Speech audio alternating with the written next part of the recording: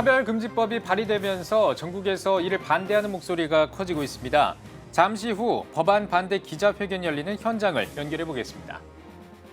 코로나 사태를 겪으면서 가정과 부모 중심의 교육 목회가 주목받고 있습니다. 어떤 내용을 담고 있는지 잠시 후에 전해드리겠습니다. 대한예수교 장로회 고신총회가 포괄적 차별금지법 반대 운동을 전개합니다. 고신총회는 긴급 서신을 통해 차별금지법 발의 반대 서명 등에 동참해달라고 요청했습니다. 검찰이 신천지 간부 5명에게 구속영장을 청구했습니다. 코로나19 방역 활동을 방해한 혐의 때문인데요. 이들은 허위 자료를 제출한 혐의와 우한 신천지 신도들의 국내 출입 정황을 은폐하려 했다는 의혹을 받고 있습니다.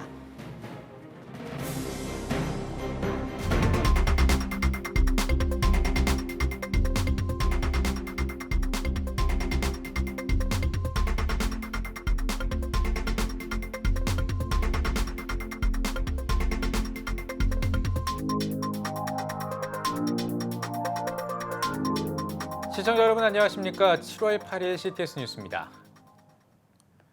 지난 6월 30일에 차별금지법이 발의됐습니다. 한국교회 대다수가 반대 입장을 보이고 있는 가운데 전국 각지에서 반대 움직임이 일어나고 있는데요. 네, 인천에서 열린 차별금지법 반대 현장 연결합니다. 박세연 기자.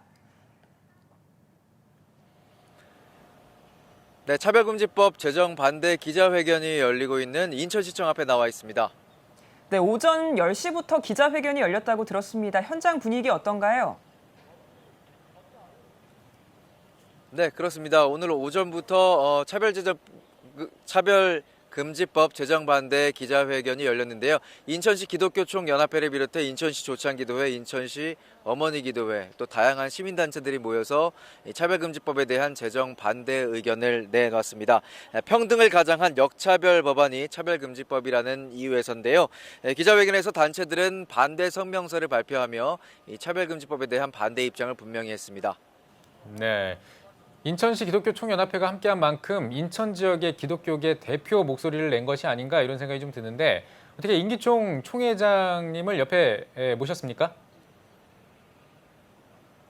그렇습니다. 인천시 기독교총연합회 김태일 대표 회장님, 총회장님 제 옆에 모셨습니다.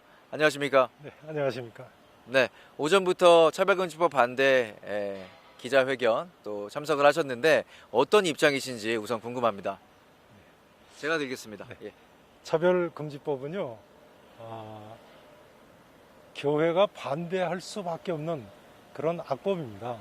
왜냐하면 차별금지법은 동성애를 조장할 뿐만 아니라 아예 권장하는 그런 법입니다. 그동안 국회가 여러 차례에 걸쳐서 차별금지법을 발의를 했었습니다만 그때마다 성공하지 못한 이유가 무엇이겠습니까? 문제점이 있다는 이야기가 아니겠습니까? 차별금지법은 반가정적이죠. 가정을 파괴하는 법이고 반사회적인 법입니다. 사회를 근간을 뒤흔드는 미풍양속을 뒤흔들고 또 윤리와 도덕을 파괴하는 또 더 나아가서 국가의 기본을 뒤흔드는 그런 악법이라고 할 수 있습니다. 소수의 인권을 존중한다고 오히려 다수를 역차별하고 소수 잘못된 길을 가는 사람들에게 바른 길로 돌아올 수 있는 그 가능성을 열어줘야 되는데 오히려 막고 어린아이들 교육에 이르기까지 잘못된 교육을 조장하는 그런 잘못된 법으로 생각합니다. 그렇군요. 인천시에서 어쨌든 지금 사역을 하고 계신 만큼 인천의 전체적인 이 차별금지법 제정에 대한 분위기가 궁금한데요. 어떻게 보고 계세요?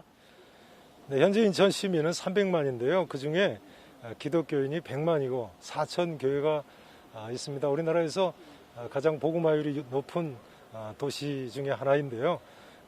이미 아시듯이 135년 전에 기독교 개신교회가 처음으로 인천에 발을 딛게 되면서 아마 그렇게 된 것으로 봅니다. 그런데 인천시는 독특하게 4천여 교회가 교단을 초월해서 또 쉽게 각 구별 연합회가 전체가 하나가 돼서 인천 기독교 총연합회 산하에서 뭉치고 있습니다.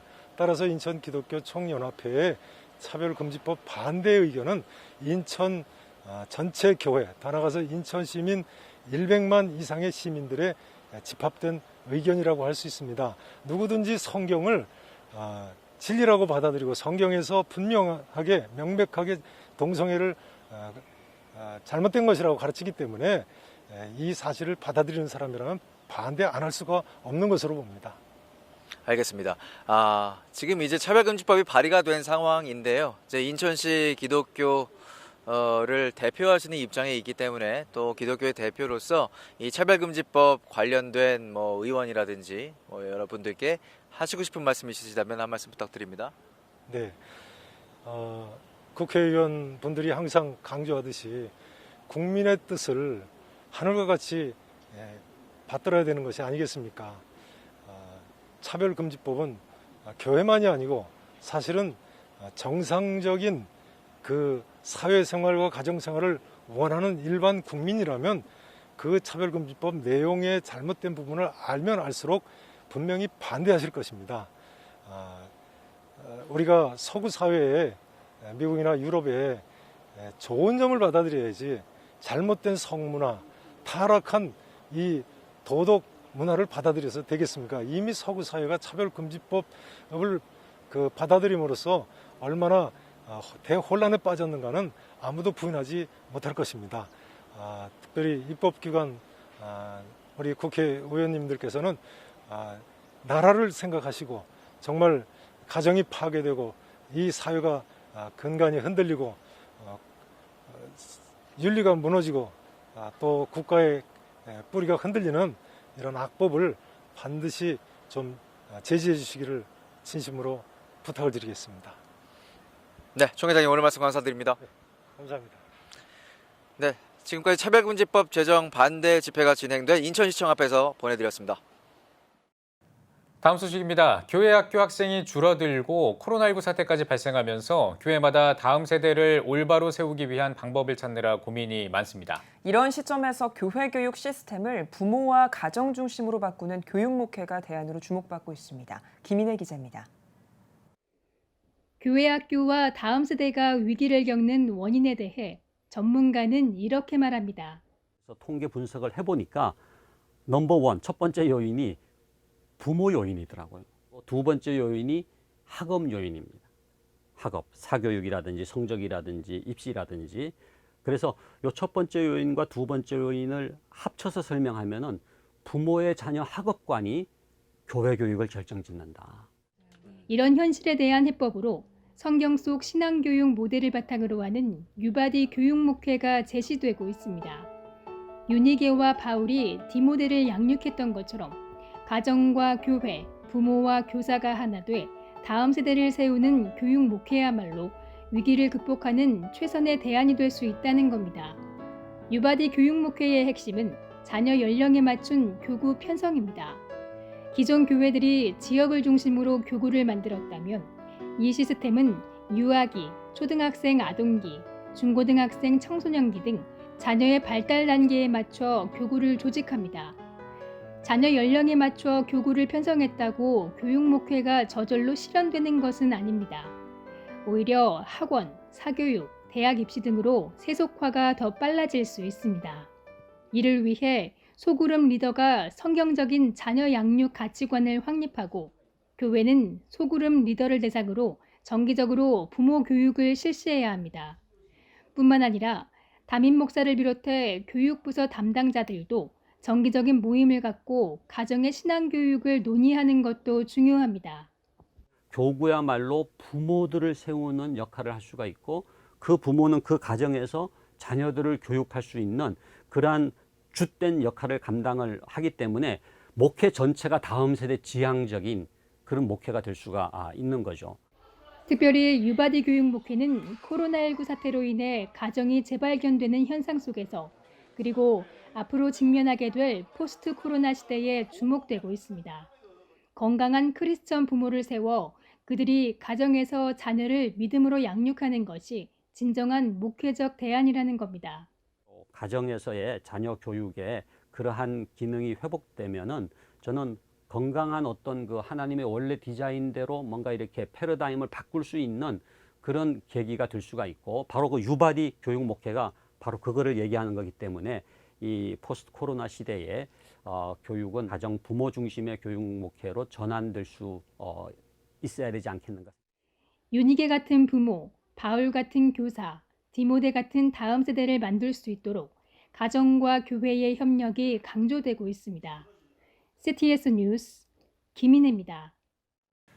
소외된 이웃들에게 무료로 식사를 제공하며 바퍼라는 단어로 우리에게 친숙한 다일 공동체가 코로나19로 지친 사람들을 위해 특별한 영성 수련을 전개하고 있습니다. 기도와 묵상 그리고 침묵으로 하나님과의 관계는 물론 몸과 마음을 회복하는 다일 영성 수련 현장에 최대진 기자가 다녀왔습니다. 예배당에서 기도와 묵상을 하고 있는 사람들. 이곳은 다일 공동체가 마련한 다일 영성 수련이 열리고 있는 경기도 가평군 설악면 설곡산 다일 공동체 수련원입니다. 코로나19 사태로 6개월 만에 다시 시작한 이번 영성 수련은 예방 수칙을 철저히 지키는 한편 몸과 마음을 회복하고 하나님과의 관계 회복에 중점을 두고 열렸습니다. 다일 공동체 대표 최일도 목사는 철저한 방역 지침을 준수하기 위해 30여 명만 신청을 받아 영성 수련을 진행하고 있다며 코로나19로 더욱 영적으로 지치고 고달픈 사람들에게 묵상과 침묵 가운데 하나님의 치유를 경험할 수 있는 기회가 되길 소망한다고 밝혔습니다. 방역 당국의 이렇게 허락 속에 얼마든지 소수의 인원이 모여서 또는 홀로 한 분씩 와서 조용히 이렇게 쉼을 갖고 가는 그런 것을 우리가 마련했기 때문에 코로나와 관계없이 더더욱 이렇게 좀 자연 속에 와서 하나님 말씀을 좀 더 깊이 있게 묵상할 수 있는 시간들을 마련했습니다. 다일 영성 수련은 1999년 4월부터 전인 치유와 하나님과의 관계성 회복을 목표로 개최하고 있습니다. 1단계 202기는 지난 6일부터 오는 10일까지 아름다운 세상 찾기란 주제로 진행합니다. 2단계 60기는 오는 7월 19일부터 23일까지 작은 예수 살아가기란 주제로, 3단계 32기는 오는 7월 26일부터 31일까지 하나님과 동행하기란 주제로 진행합니다. 총 3단계를 마친 후 영성훈련 심화과정과 실습도 참가할 수 있습니다. 대한예수교 장로회 통합총회 증경총회장인 정영택 목사도 다일 영성 수련에 참가해 2단계까지 마쳤습니다. 밥에 대한 깨달음을 통해서 성자가 되는 첫걸음을 간다는 거예요. 밥 먹는 것부터라도 제대로 해야 된다.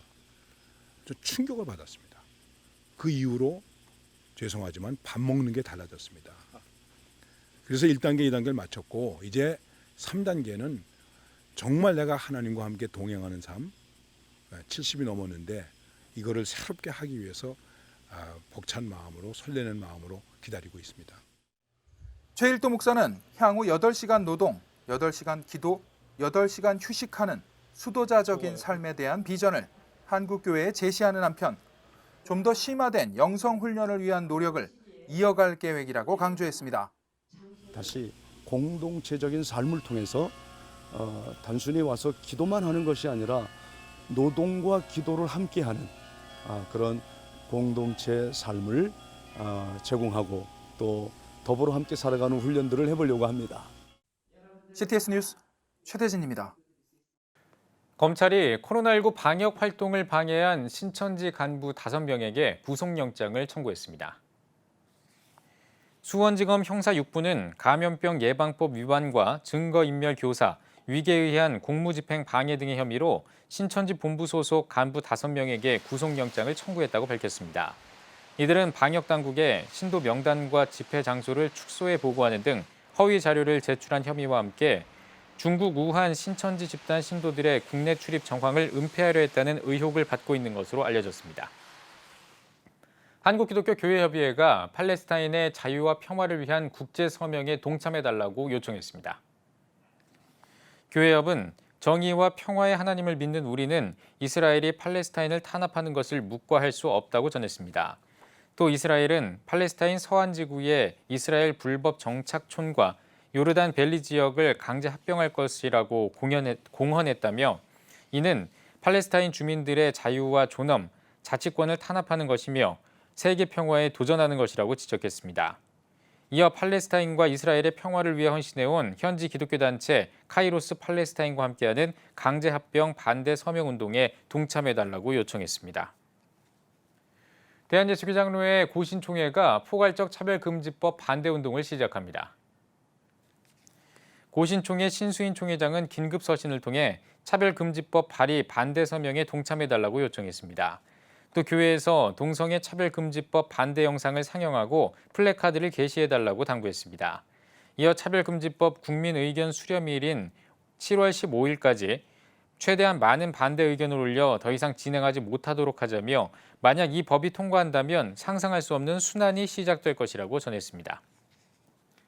인천 강화군이 기독교와 민족운동을 연계한 역사 관련 사료를 전시할 수 있는 강화군 기독교 근대역사 기념관 조성을 추진합니다.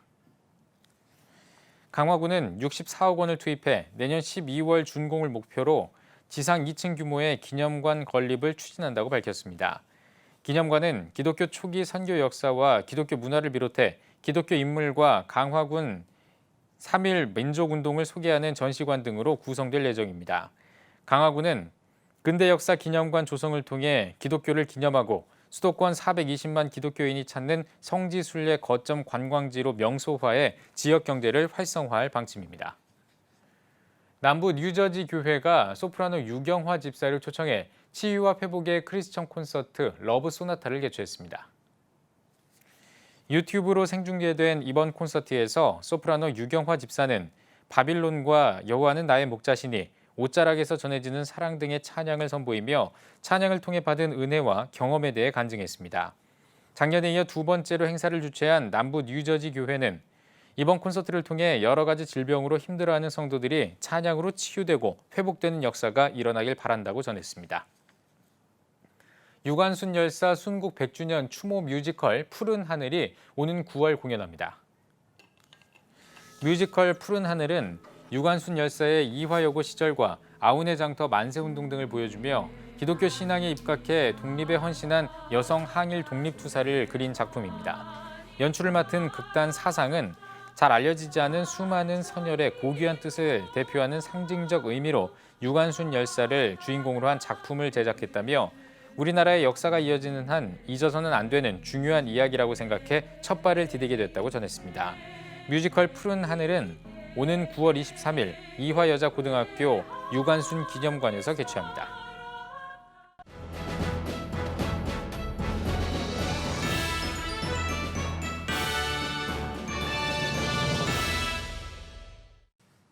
전국 각 지역별 네트워크 뉴스입니다.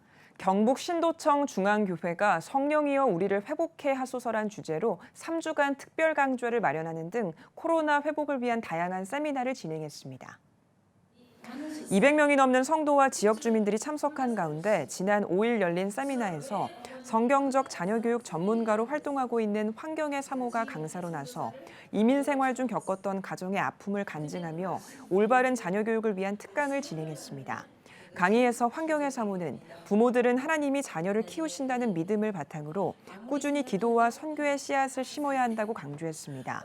신도청 중앙교회는 주일 예배 특강을 시작으로 예배 회복을 위한 다양한 프로그램을 진행하고 있습니다.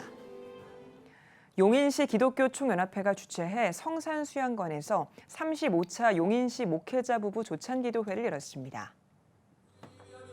용기총 회장 기흥중앙교회 이승준 목사의 사회로 진행한 조찬기도회에서 샤카브라는 제목으로 설교를 전한 화강교회 윤호균 목사는 병들고 생명이 사라지고 있는 한국교회가 코로나19 사태로 더욱 위기를 맞고 있다며 하나님의 자녀인 우리 모두가 예수 그리스도 안에서 하나 되어 기도할 때 하나님은 역사하신다고 전했습니다. 이어 한국교회 회복과 부흥, 나라와 국민의 안녕, 동성애와 동성혼을 합법화하려는 포괄적 차별금지법 제정이 폐기되길 기원하며 합심 기도하는 시간을 가졌습니다. 용기총 대표회장 조복희 목사는 인사말을 통해 목회자들이 포스트 코로나 이후 교회 회복을 위한 방안들을 강구하며 기도해달라고 당부했습니다. 경기도 광주 복된 이웃교회가 한국 IT 선교회 신바울 선교사를 초청해 모바일 전도 특강을 진행했습니다. 복된 이웃교회 성도 30여 명이 참석한 가운데 진행한 특강에서 강사로 나선 신바울 선교사는 코로나19로 위축된 전도 현장을 회복하고 부흥시키기 위해선 지금까지 해온 노방전도에서 벗어나 IT 시대에 맞춘 모바일 전도로의 전환이 필요하다고 강조했습니다. 모바일을 항상 가까이 가지고 있으면서 항상 저만을 위한 설교 말씀을 듣고 또 성경 말씀을 듣고 하는 것으로 밖에는 사용하지 못했었는데 이제 매일매일 저만을 위한 시간보다는 정말 어떻게 하면 한 영혼을 더 위해서 전도할 수 있는지 그 방법을 적용하고 특강에 이어 CTS 방송 사역을 위한 100만인 기도 후원자를 모집하는 시간도 가졌습니다.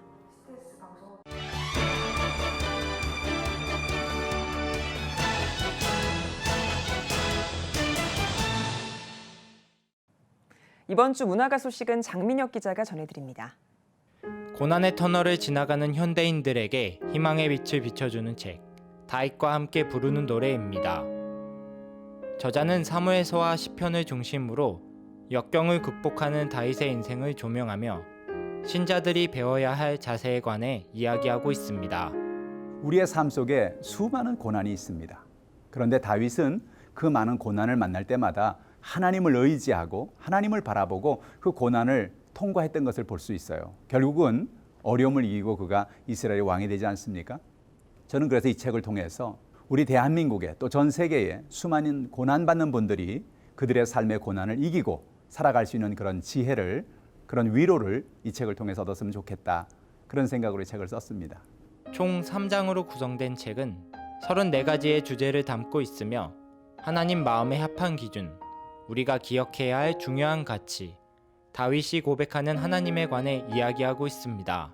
하나님이 그를 정말로 왕으로 세울 수밖에 없었던 그런 하나님의 은혜가 바로 1장에서 다루고 있고요. 2장에는 다윗이 가지고 있는 많은 아픔과 단점에 대한 이야기들을 많이 이야기하고 있어요.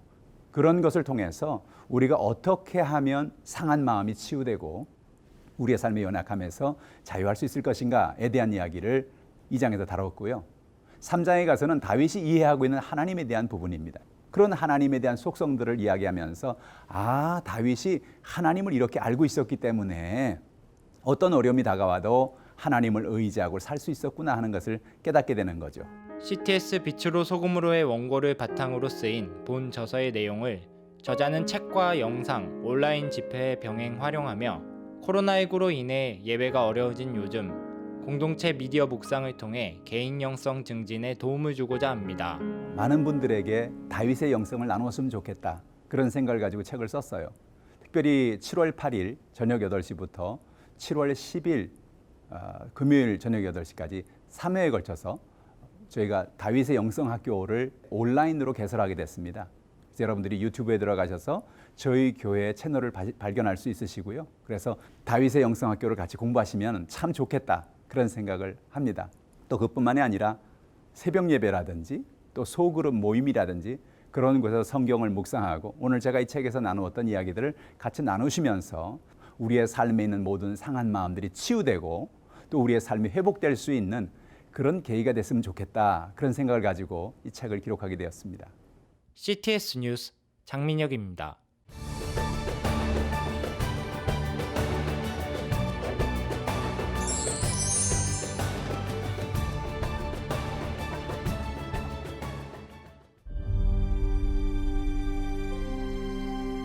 (2019년 3분기) 합계 출산율 역대 최저치인 0.88명. 출생자보다 사망자가 많은 인구 자연 증가율 0%의 대한민국. 이제 한국교회가 나서야 합니다. 교회, 학교, 가정이 함께하는 교육 선교. CTS가 함께합니다. 다음 세대와 가슴 뛰는 세상을 열어갑니다.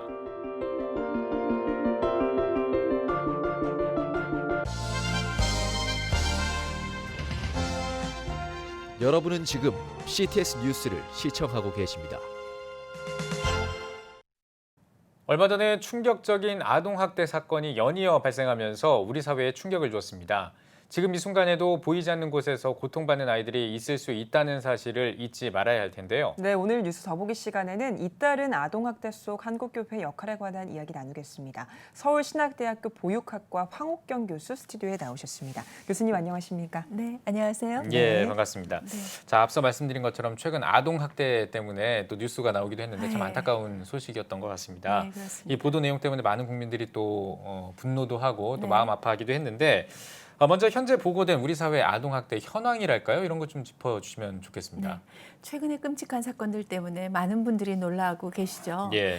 우리나라에서 아동학대의 발생자 수를 통계로 공식적으로 집계하기 시작한 것은 2001년부터입니다. 근데 2001년 첫 해에는 한 2,000건이 조금 상회했어요. 근데 2018년도가 되면서 24,000건이었고요.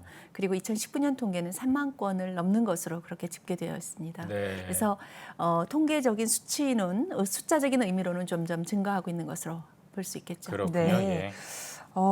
아동학대 피해 사례가 갈수록 더 심각해지는 네. 것처럼 보이기도 하는데요. 그런 사회적 배경이나 원인이 어디에 있다고 보시나요? 글쎄요, 예전에 제가 어릴 때도 그랬고요. 자랄 때 엄부자모 뭐 이런 말 좀 네네. 많이 있었죠. 예.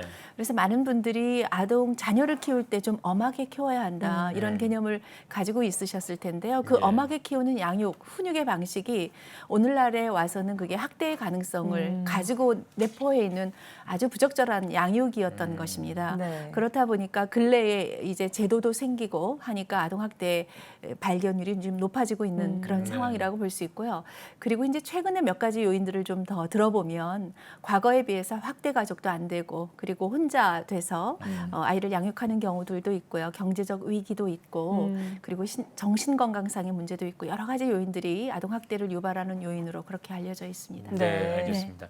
이 아이들이 사실 잘 자랄 수 있으려면 그 행복한 가정에서 그렇죠. 이렇게 사랑을 받으면서 커야 되는데 네. 사실 이렇게 크는 아이들도 있지만 이런 어떤 사랑을 받지 못하고 네. 사각지대에서 이 복지 사각지대에서 좀 어려움을 당하는 고통을 당하는 아이들도 많이 있잖아요. 그렇죠. 이런 아이들은 사실 교회가 좀 품어줘야 될 것 같거든요. 이런 복지 사각지대에 있는 아이들을 위해서 교회는 어떤 역할을 맡을 수 있다고 보십니까? 말씀드린 대로 많은 사람들이 아동학대적인 요소가 포함되어 있는 양육을 하고 있는데도 모르고 자녀를 키우고 있단 말이죠. 네. 그래서 교회가 일단 나서서 아동학대가 무엇인지 아주 간단하게는 아동학대 근절 캠페인 뭐 이런 걸 좀 하면서 아주 아이를 행복하고 건강하게 키울 수 있는 육아의 방식이 무엇인지를 알려주는 데 좀 앞서서 선두적으로 한국교회가 역할을 할 수 있을 것이라고 생각하고요. 예. 조금 더 구체적인 프로그램으로 보면은 위기 가정의 아이들이 상당히 복지 사각지대에 있죠. 그래서 그 아동들의 부모를 위한 양육 역할의 예. 부적절성을 조금 더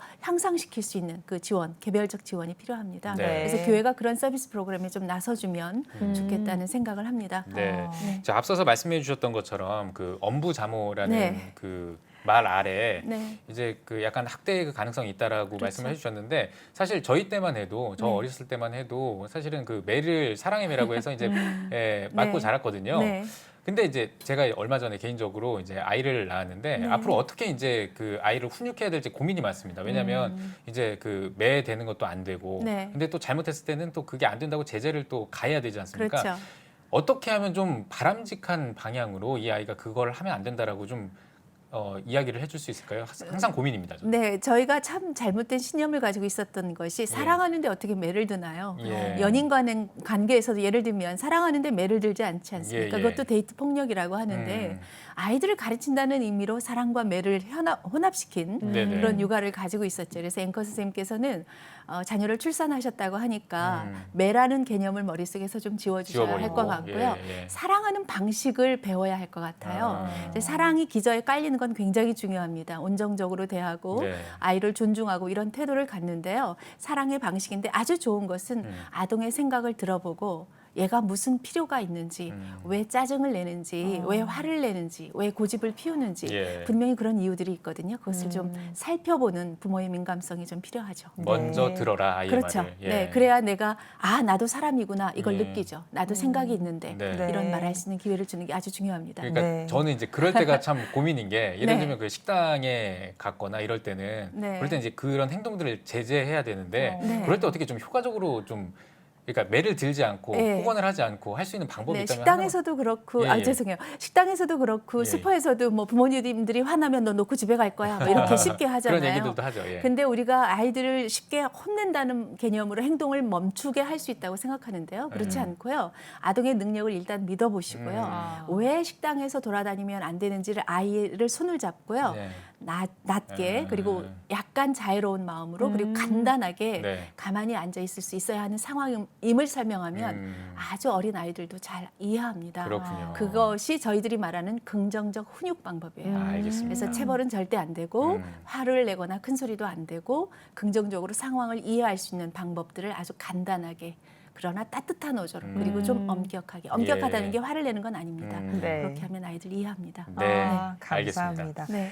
앞서서 한국교회의 역할이 참 중요하다는 얘기도 해주셨는데 한국교회가 단독적으로도 할 수 있겠습니다만 지자체와 아동 보호기관과 협력하는 것도 참 중요할 것 같거든요. 어떻게 네. 좀 힘을 모을 수 있을까요? 저는 사실 오늘 방송에서 불러주셔서 되게 감사했습니다. 왜냐하면 아동학대 연구를 오래 한 연구자로서요. 교회가 할 수 있는 역할 많은데 예. 아동학대 부분의 지원이 조금 미흡하지 않나 이런 생각을 하고 있었습니다. 예. 특히 아동보호 전문기관들이 전국의 각 지역에서 굉장히 많은 수고를 하고 있는데요. 네. 사후 관리하는 인력이 부족하거나 서비스 체계가 조금 모자라서 예. 잘 이루어지지 않는 경우가 있고 굉장히 어려움을 겪고 있습니다. 그런 지점에 교회가 많은 인력들을 가지고 계시잖아요. 그래서 이제 굳이 영어로 말씀을 드리면 케어 워커라고 해서 사후 관리에 공백이 있는 가정들과 유대해서 연계해서 교회가 지원할 수 있는 방법들을 찾을 수 있다라고 생각하고 굉장히 의미 있는 활동이 될 것이라고 봅니다. 네, 알겠습니다. 이 아동학대 같은 이런 사건들 사실 피해를 사전에 예방하는 게 가장 좋겠습니다만 그래도 지금 뭐 알려지지 않은, 뭐 보고가 되지 않은 이미 피해를 입은 아이들이 있지 않습니까? 이런 아이들 그냥 놔두면 안 되고 회복을 그렇죠. 시켜야 될 거잖아요. 네. 이 회복을 시키기 위해서 또 교회의 역할이 굉장히 중요할 것 같은데 네. 이런 이미 피해를 봐서 회복을 해야 하는 이런 아이들을 위해서 네. 교회가 어떤 역할을 해줄 수 있다고 보십니까? 대다수 아이들은요, 네. 뭐 굉장히 계층이 다르긴 하지만 굉장히 위기 가정 아이들이 학대의 가능성이 높게 노출이 되죠. 네. 그러다 보니까 이제 교회는 일단 뭐 교회가 꼭 공간을 의미한다고 보지는 않지만 많은 교회들이 공간을 가지고 있기 때문에 최근에 교육학 쪽에서는요 공간을 제3의 교육자라고 하거든요. 그래서 교회의 공간을 아동 중심, 아동이 친화한 공간으로 좀 만드셔서요. 예. 그런 아이들과 함께 시간을 보낼 수 있도록 좀 노력을 해주시면 좋겠고요. 네네. 또 더불어서 재정적인 여력이 되는 교회들에서는 사실상 지속적인 치료와 지속적인 사회복지 서비스 지원이 필요하거든요. 그런데 인력이 부족하기 때문에 그런 인력을 투입하는 비용 등도 좀 지원해 주시고 상담 치료 비용 같은 것도 필요합니다. 아니면 교회 자체 내에서 인력들이 계시면 지역사회와 연대해서 상담과 치료 그리고 가족과 긴밀한 유대를 갖고 예를 들면 그럴 수 있습니다. 지역에서 어느 집이 청소 안 하고 최근에 언론에도 보도가 됐는데 굉장히 산더미 같이 쓰레기를 쌓아놓고 아주 위생이 안 좋은 지역 그 상황에서 아이를 키울 경우에 네네. 교회가 그것을 발견했단 말이죠. 근데 그 아이는 이미 상당히 많은 부분에 위축이 되거나 고립이 돼 있었을 겁니다. 그래서 그런 아이들과 하고 놀이할 수 있는 것 그리고 그 가족의 위생 관리 같은 것도 좀 지원해주고 이런 방식들 찾아보면 할 일이 정말 그러네요. 많습니다. 예. 네. 교회가 할 일이 정말 많네요. 네. 예, 예. 다음 세대를 건강하게 특별히 신앙 네. 안에서 건강하게 양육하기 위해서 어떻게 해야 한다고 보시나요? 참 고민이 되는 부분이죠. 네. 행복하고 건강한 가족의 모습을 우리가 많이 잃어버리고 있는 요즘인 것 같죠. 그래서 아주 중요한 것은 각자의 몫을 하나님의 말씀 안에서 각자의 몫을 그 각자의 책임을 역할을 다하는 것인데요. 아이들을 앞서서도 잠깐 말씀드렸지만 아이들과 부모님이 긍정적인 유대관계, 대인관계를 맺는 것이 굉장히 중요한데 그것의 첫 시발이 첫 시작이 아이의 존재를 사람으로 봐주는 겁니다. 예. 나와 동일한 사람으로. 그래서 그 아이의 느낌, 생각, 필요, 욕구 이런 것들을 살피려고 하는 부모님들의 노력들이 필요하고요. 네. 아이 역시 본인의 욕구를 지원할 수 있는 연습들이 부모와의 조정 관계를 통해서 연습이 좀 되어야 하죠. 패터슨 교수라고 하시는 분은 네. 아동 양육의 최고의 목적은 조정이다 이렇게 얘기도 합니다. 그래서 예. 건강하고 행복한 가족을 위해서는 의견을 서로 조율하면서 하나님의 저희가 우리 모두가 하나님의 그 자매로 이어진 공동체 가족이 아닙니까? 그래서 그런 말씀을 기억하면서 아이의 욕구를 들여다보는 부모의 역할이 필요한 시대가 됐다 네. 이런 네. 생각합니다. 예, 자녀가 내 소유가 아니라 그럼요. 예, 또 하나의 이제 사람으로 인격체로. 동일하게 네, 예, 네. 동등하게 네. 이렇게 대해주는 게 중요하다. 아이들을 흔히 부모들이 내가 빨리 쉽게 버릇을 들여야지, 빨리 쉽게 훈육해야지 이런 성급함과 조급함 그리고 부모의 편리 때문에 아이들에게 강압적으로 간결하게 요구하는 경우가 있는데 오늘날은 그렇게 하게 되면 학대의 가능성을 내포한 부적절한 훈육이 됩니다. 그래서 교회가 나서서 부모들을 좀 모으셔서 이런 부분에 대한 정보도 제공할 수 있을 것이다. 그렇게 봅니다. 알겠습니다. 참 요즘 같을 때가 더더욱이 건강한 가정, 또 행복한 가정이 필요한 시기인 것 같습니다. 네. 하지만 다들 원하는데 그래 어떻게 해야 될지 모르는 분들이 좀 많은 것 같아요. 네. 그래서 우리 교수님께서 네. 건강한 가정과 또 행복한 가정, 또 이제 건강한 부모, 네. 또 좋은 부모가 되기 위한 어떤 제언을 해주신다면 어떤 말씀해 주시겠습니까? 글쎄요, 저는 제일 중요한 게 많은 분들이 젊은 세대가 특히요 아이 양육하기 너무 힘들다 그렇게 네. 얘기를 하는데 사실상 제가 키울 때보다 사회제도나 서비스 이용할 수 있는 기회가 많이 있습니다. 많이 좋아졌죠. 네, 예. 점점 좀 나아지고는 있는데요. 아이들하고 시간을 잘 보낼 줄 아는 부모가 굉장히 필요합니다. 그래서 기억을 같이 만드는 뭐 이렇게 얘기하면 또 그 시청자들께서 오해하지 않으셨으면 좋겠는데요. 어디 체험을 가거나 어디 돈을 들여서 무엇을 해야 한다 이렇게 오해하지 마시고요. 물론 그것도 하나의 방법이기는 하지만 가정 내에서 집에서도 우리가 함께 할 수 있는 게 무엇인지 같이 요리를 한다거나 그렇죠. 책을 같이 읽는다던가 예. 뭐 매주 토요일은 정해놓고 뭐 주일날 교회 가는 걸 준비하기 전에 뭐 성경을 같이 읽어도 되고요.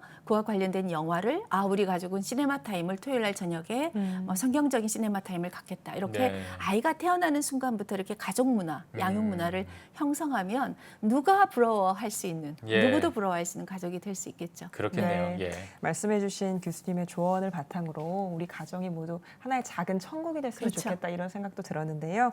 교수님 마지막으로 한국교회 성도님들께 메시지 전해주시고 대담 마무리하겠습니다. 네, 최근 불거지는 아동학대의 문제들 때문에 많은 분들이 당황하고 계신 것 같아요. 특히 이제 정서학대 같은 경우에는 아이에게 사랑을 주지 않고 무시하고 거부하고 뭐 함께 너 방에서 나오지 마 뭐 이런 것들도 학대의 위험성이 있다 이런 부분에 대해서 사람들이 걱정하고 있는 것 같은데요.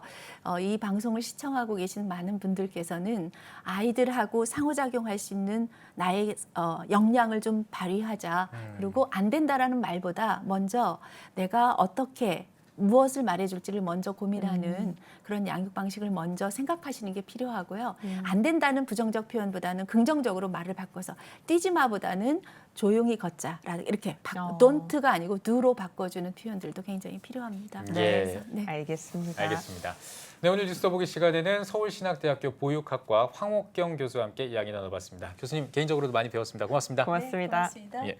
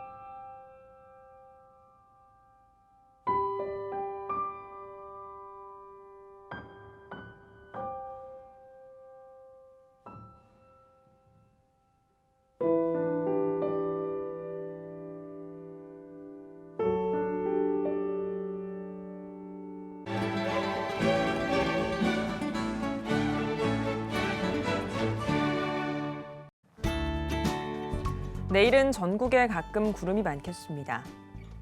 아침 최저 기온은 20도에서 22도, 낮 최고 기온은 21도에서 32도가 되겠습니다.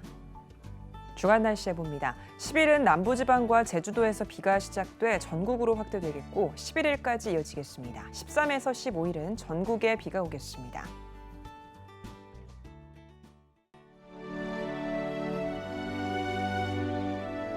백만인 기도운동에 새롭게 참여하신 분들입니다.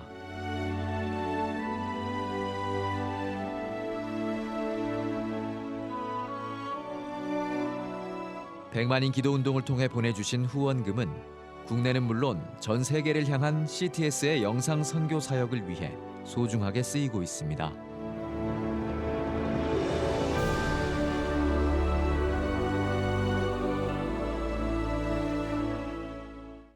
CTS 뉴스 오늘 순서 여기까지입니다. 시청해주신 여러분 고맙습니다.